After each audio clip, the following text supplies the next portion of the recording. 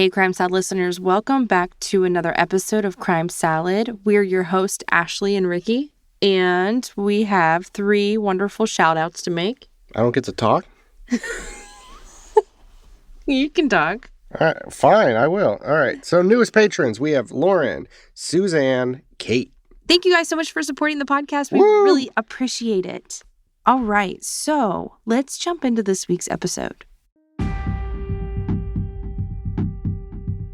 Tonight, police search for more victims of the alleged shopping cart serial killer. A man police believe transports the bodies of his victims in a shopping cart after killing them. DNA evidence has confirmed the identities of Cheyenne Brown and Stephanie Harrison as the victims found in a container near the Moon Inn Motel. Now officials worry there could be more. It's bad enough you started with one, but to continue to do this, like, you're a freaking monster. All right, guys. So our case that we're going to cover this week seems like it's right out of a crime show like Law and Order or Criminal Minds. In fact, in 2001, the show called Cold Case had an episode about a murderer who had earned the same nickname, the shopping cart killer. Well, this week's episode is no fictional account, but is the true story of how a man named Anthony Robinson baffled police for months as he left the murdered bodies of no less than 4 women scattered across Virginia and the Washington, D.C. area. While police are sure that they have caught the man responsible for these horrific acts, they believe that more victims could be out there due to the work of this serial killer.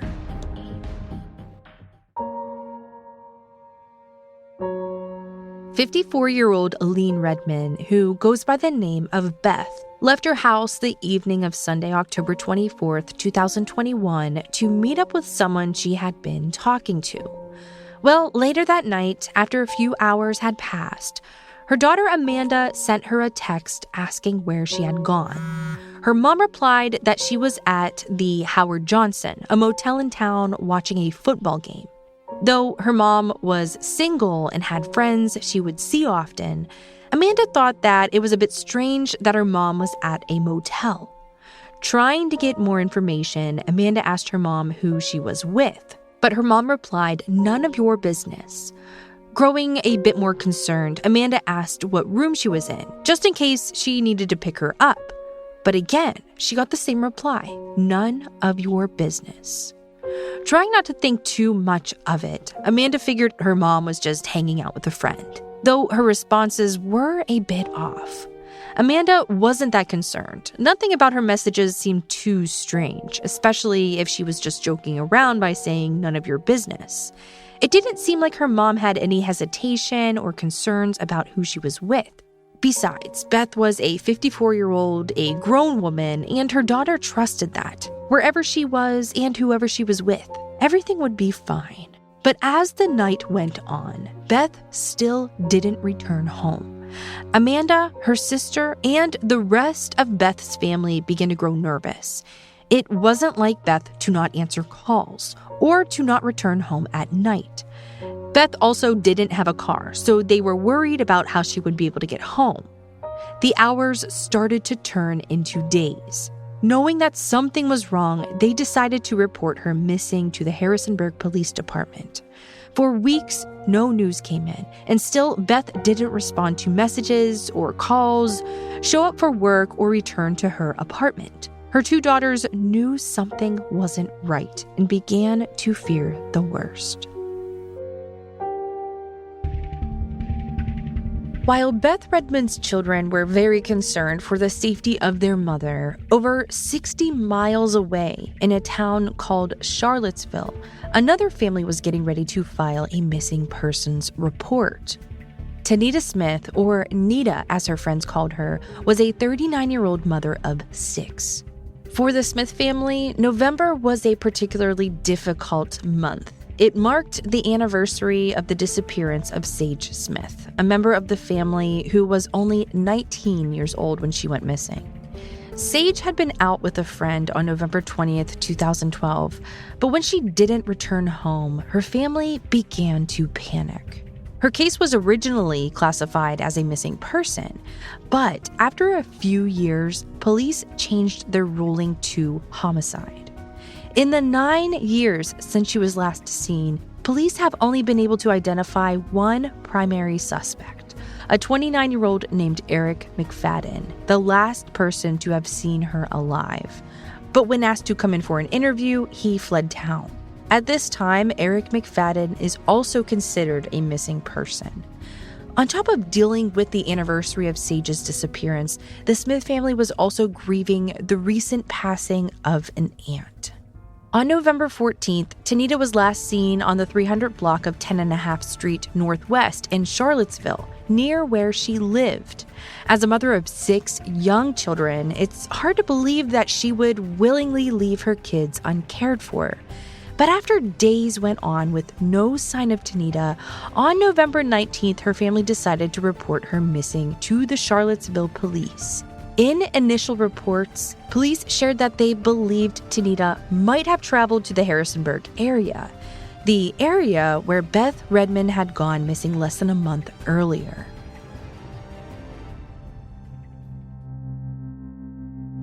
Just days before Thanksgiving, police finally made a horrible discovery and confirmed the news that Tanita and Beth's families had been dreading.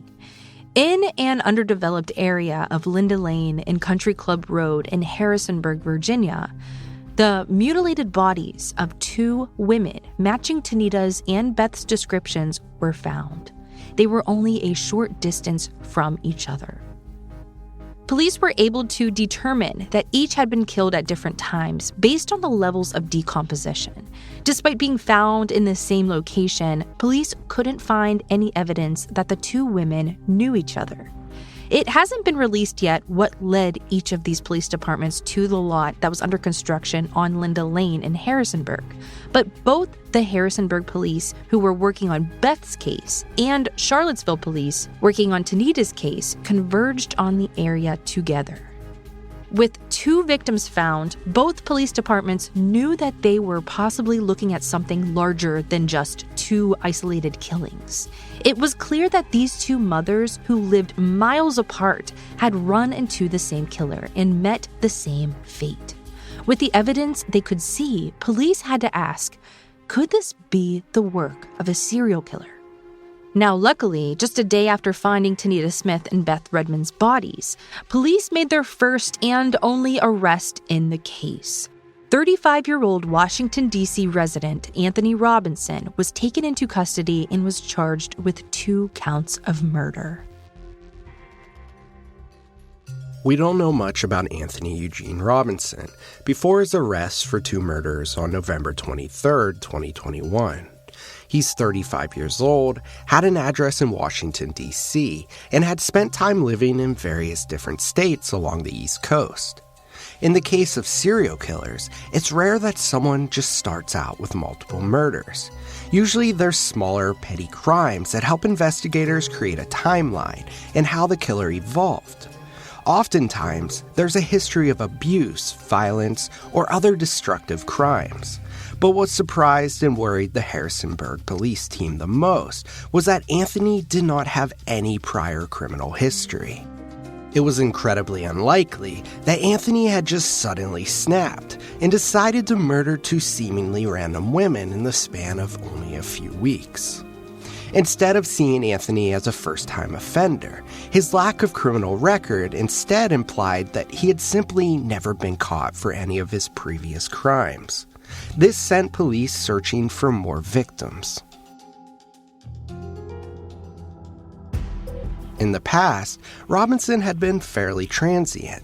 Investigators who were able to find addresses associated with his name in Maryland, Washington, D.C., and as far north as New York.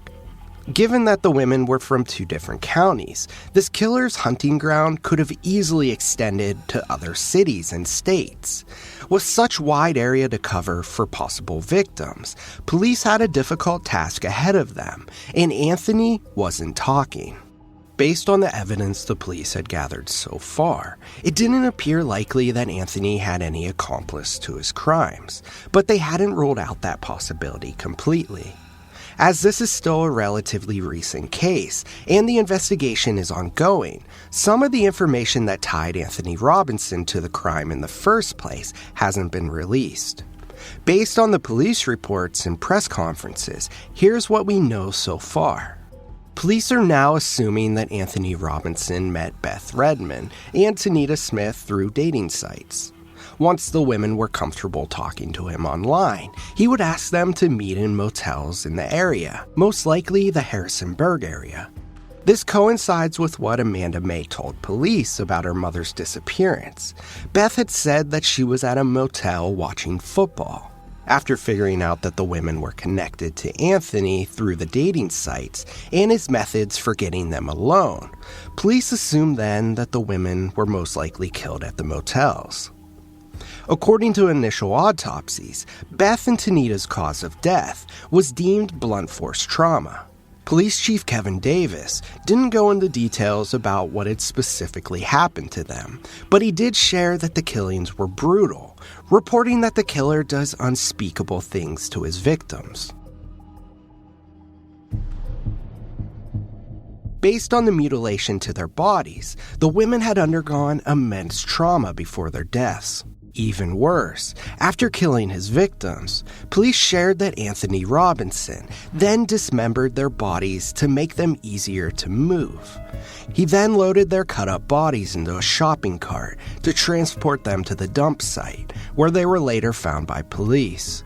According to Chief Davis, there's video evidence of shopping carts being used for this, and this video evidence may be a strong part of what tied Anthony to the crimes. Because of this unusual method of transporting the bodies, Anthony Robinson had been nicknamed the shopping cart killer. Soon after Anthony's arrest, the investigators' fears were confirmed. Tanita and Beth were not his first victims.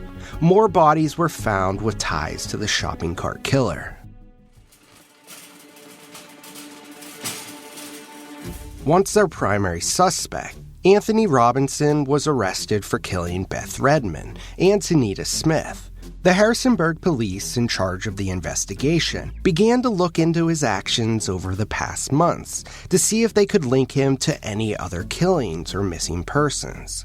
Since they determined that he had been finding his victims on dating sites, police were able to access his account to see who else he had been talking with.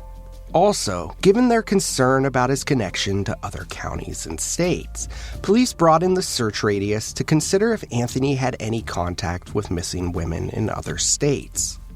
Law enforcement worked across different departments, like homicide and missing persons, to see if they could piece together more evidence and help bring closure to more families that might have been affected by Anthony Robinson. Part of this process was contacting other counties in the area to see if they had similar cases or information regarding Robinson. Interestingly, it was the Washington's Metropolitan Police Department that reached out to the Harrisonburg investigators to ask questions about Anthony Robinson. They were looking for a woman who had gone missing months earlier in the southwestern Washington, D.C. area, near where Anthony lived. None of these families deserve to go through this. Not only, is my daughter gone, like he took the life of my unborn grandchild. 29-year-old Cheyenne Brown had been reported missing on September 30th, 2021, and this was weeks before either Beth or Tanita disappeared. Cheyenne had a 7-year-old son named Juan, and they lived together with Cheyenne's mother, Nakarta. When Nakarta couldn't get in touch with her daughter that night, she was very worried and assumed the worst. Cheyenne was small, only 5'2" and 130 pounds, and she was 4 months pregnant. Nakarta began calling morgues and hospitals, searching for her daughter, but there was no sign of her. Nakarta decided to reach out to the local police department for help, filing a missing persons report. With the police involved, they began to track Cheyenne's movements through the city. They found that she had taken public transportation to the Huntington stop, only 5 miles from Ronald Reagan Washington, D.C. National Airport. Video surveillance and cell phone data confirmed that she had made it safely to the station and showed her interacting with a man. In the footage, police were able to identify that man as Anthony Robinson. Anthony Robinson had been staying at the Moon Inn in Alexandria, Virginia in the days around Cheyenne's disappearance. His cell phone data showed Anthony at the Moon Inn on the night of September 30th. And by tracking Cheyenne's cell phone after the Huntington stop, when she could no longer be seen on the video footage, her phone pinged in the same area of the Moon Inn as well. Police were able to determine that Cheyenne and Anthony had met through a dating website, just like he had met his other victims. Cheyenne's family was also able to confirm that she knew Anthony. While Nicarta was out of town in mid-September, one of Cheyenne's cousins told police that a man had stayed at the house with her. When Nicarta questioned her daughter about the man, Cheyenne claimed that the man had no place else to go. This was only 5 days before she went missing. After Anthony Robinson was identified as a suspect, Cheyenne's cousin positively identified him as the man who had stayed at the house. Given that Anthony was one of the last people confirmed to see Cheyenne alive and that their phones were in the same location the night she went missing, it was clear to police that he was a prime suspect in her disappearance. At the time of the initial search, however, Anthony had not yet been connected to the other murders, nor had he been identified as the shopping cart killer. Without Cheyenne's body or more evidence, they didn't have enough to hold him.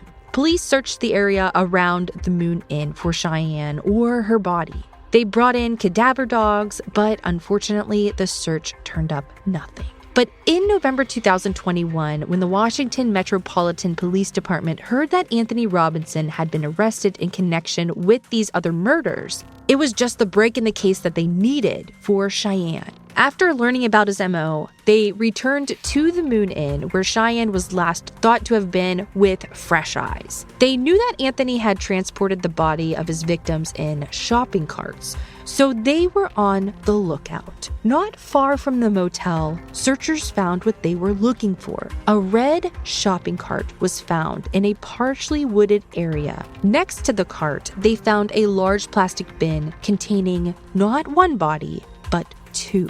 Like Tanita and Beth, the bodies had been disassembled. Given the state of decay, it has not been easy to fully identify the victims. However, one is presumed to be that of Cheyenne Brown, based on a tattoo of her name and a lily on her right arm. Despite hoping for the best, Cheyenne's family is certain that it is her. Given that she knew Anthony Robinson, her phone last pinged in the area, and the tattoos, it's hard to believe it could be anyone else. But it cannot be fully confirmed until the DNA test or dental records come back. Cheyenne's family is obviously devastated to learn that their beloved daughter, cousin, and the mother of Juan and her unborn child had been brutally murdered. Nicarta spoke out saying, "My heart is broken. Just the thought of my baby not being here is devastating. It's like a bad dream I just want to wake up from." Now, we did mention there were 2 bodies found, just like the location where Tanita and Beth were found, and also with different times of death. At this time, the other woman found with Cheyenne near the Moon Inn has not been identified. The body was more decomposed at the time of discovery, so the autopsy is more difficult to conduct. Despite this, police are working tirelessly to identify the victim, and they do have some strong leads pointing to who this woman may be, but they haven't announced any names officially yet. Some have suggested that it is the body of Stephanie Harrison. Stephanie was 48 years old and was visiting the nation's capital this summer. She had come in all the way from Redding, California. Stephanie's family last spoke to her on August 19th. When they stopped hearing from Stephanie, her daughter checked her bank account to see if she could find any more information about her location. As it turned out, one of the last charges made to Stephanie's account was at the Moon Inn. She had been staying at the same motel Anthony had checked into, and not far from where the bodies had been found. When Stephanie's family hadn't heard from her, they were very concerned. Stephanie had schizophrenia and needed medication to manage her condition. The missing persons flyer, which had been posted all over Alexandria asking for help to find Stephanie, said that she is very vulnerable and gullible in her mental state. Investigators have flown out to Redding to collect DNA samples from Stephanie's family in hopes to get them answers. Although 4 murdered women have been linked to Anthony Robinson, he is currently only being charged with 2 counts of first-degree murder and 2 felony counts of concealing, transporting, or altering a dead body relating to the deaths of Beth and Tanita.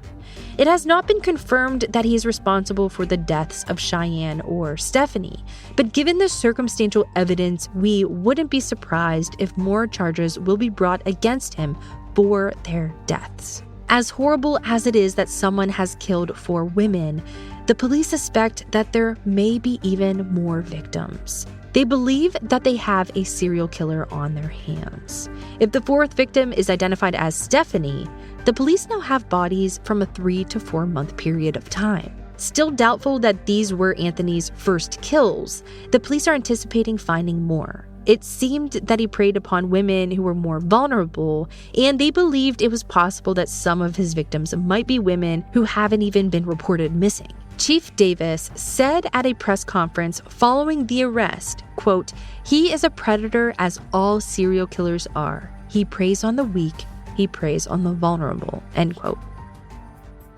Now that they have a suspect in custody, police have been combing through Anthony's life. They've looked through places he has lived, people who he has come in contact with, and women he has spoken to through dating apps and websites. Police do not think he became a killer over this short 3-month period. They are unfortunately sure that they will find more victims. This search may not be easy, though. It's already clear that Anthony has killed or hunted for women over a very large area in Virginia, and he has ties to other states like Maryland and New York. It's possible his victims might be from other counties and states. So the next step of investigation will need to have a broadened scope. Having multiple police forces involved across states makes the investigation even trickier, as they'll have to deal with more bureaucratic difficulties and organizational challenges. Currently, Anthony is being held at Rockingham-Harrisonburg Regional Jail. Louis Nagy has been assigned as his attorney, but there has been no public comment from either Anthony or his lawyer in regards to the case. It may be a while before we get more answers on this case. A hearing was originally scheduled for December 27th, but it was delayed until May 9th. Anthony Robinson will remain in jail until that date and is being held without bond. With an arrest being made and the bodies of missing women finally being found, we are hopeful that the families of Anthony Robinson's other victims will get the justice that they have been looking for. There's much we still have to learn about this case, particularly as the trial gets underway. We receive many phone calls about abandoned shopping carts in Fairfax County. But what we really need is information about previous contacts that any member of the listening public may have about Robinson. Because this case is not about shopping carts. It's about a serial killer who took the lives of innocent women. Here at Crime Salad, we will keep you posted on any new developments. Thank you all so much for listening to this week's episode. We will see you next week. Crime Salad is a Weird Salad production. Are you kidding me? That was perfect.